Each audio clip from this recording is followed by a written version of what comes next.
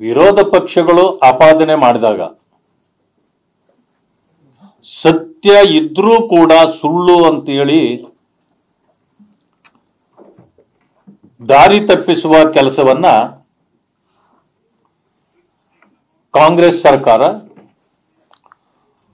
ಮಾನ್ಯ ಮುಖ್ಯಮಂತ್ರಿಗಳು,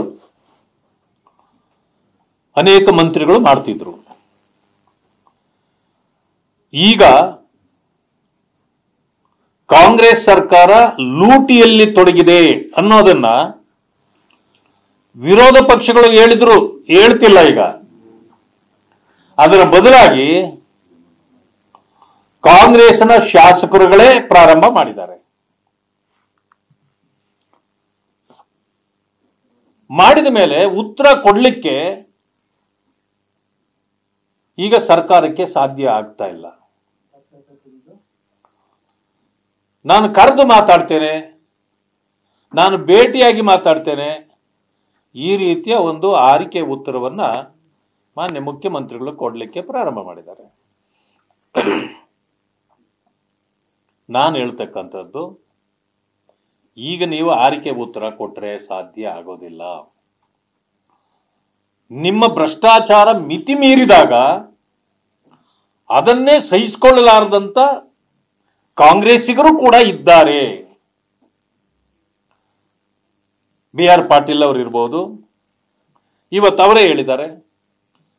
ಆಮೇಲೆ ಗೋಪಾಲ್ ಕೃಷ್ಣ ಅವರು ಹೇಳಿದ್ದಾರೆ, ನಾನು ಒಂದೇ ಒಂದು ಚರಂಡಿ ರಸ್ತೆ ಮಾಡಲಿಕ್ಕೂ ನಾನು ಯೋಗ್ಯನಿಲ್ಲದೆ ಆಗ್ಬಿಟ್ಟಿದ್ದೇನೆ, ಅಂತ ಪರಿಸ್ಥಿತಿಯಲ್ಲಿ ಇದ್ದೇನೆ ಅಂತ. ಮೊನ್ನೆ ಗೋಪಾಲ್ ಕೃಷ್ಣ ಅವರು ಹೇಳಿದ್ದಾರೆ ಮಂತ್ರಿಗಳು ರಾಜೀನಾಮೆ ಕೊಡಬೇಕು ಅಂತ.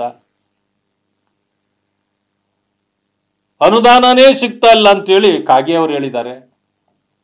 ಹೀಗೆ ಒಬ್ಬೊಬ್ಬರು ಒಂದೊಂದು ರೀತಿಯಲ್ಲಿ ಸರ್ಕಾರದ ವಿರುದ್ಧವಾಗಿ ತಿರುಗಿ ಬೀಳಲಿಕ್ಕೆ ಪ್ರಾರಂಭ ಆಗಿದ್ರಿಂದ ಈಗ ಸರ್ಕಾರಕ್ಕೆ ಬೇರೆ ಮಾರ್ಗ ಇಲ್ಲ.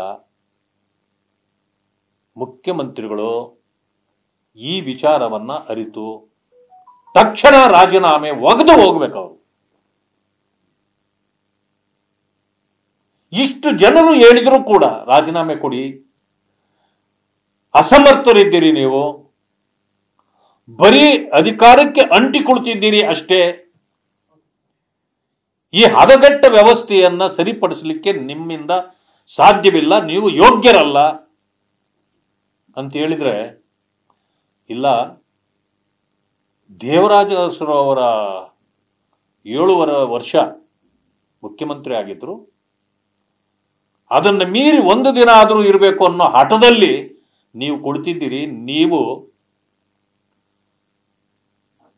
ದೇವರಾಜ ಅರಸು ಅವರ ಕಾಲ ಧೂಳಿಗೂ ಸಮ ಅಲ್ಲ. ಯಾಕೆಂದ್ರೆ ಅವರು 7.5 ವರ್ಷ ಕಂಟಿನ್ಯೂಸ್ ಆಗಿ ಮುಖ್ಯಮಂತ್ರಿ ಆಗಿದ್ರು. ನೀವು ಅವಕಾಶ ಸಿಕ್ಕಿದಾಗ ಸರಿಯಾಗಿ ಕೆಲಸ ಮಾಡದೆ ಜನರಿಂದ ತಿರಸ್ಕಾರಗೊಂಡು ನಿಮ್ಮ ಕ್ಷೇತ್ರದಲ್ಲೇ ಚಾಮುಂಡೇಶ್ವರಿಯಲ್ಲಿ ಸೋತವರು ನೀವು.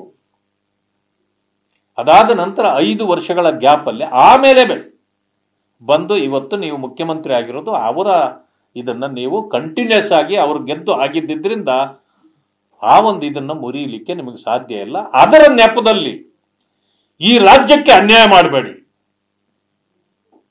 ಅದರ ನೆಪದಲ್ಲಿ ಲೂಟಿ ಮಾಡಬೇಡಿ. ಕೇವಲ ಲೂಟಿಗಿಳಿದಿರತಕ್ಕಂಥ ಮುಖ್ಯಮಂತ್ರಿಗಳು ಮತ್ತೆ ಮಂತ್ರಿಗಳು ಇವತ್ತು ಜನರ ಶಾಪಗ್ರಸ್ತರಾಗ್ತಾ ಇದ್ದೀರಿ.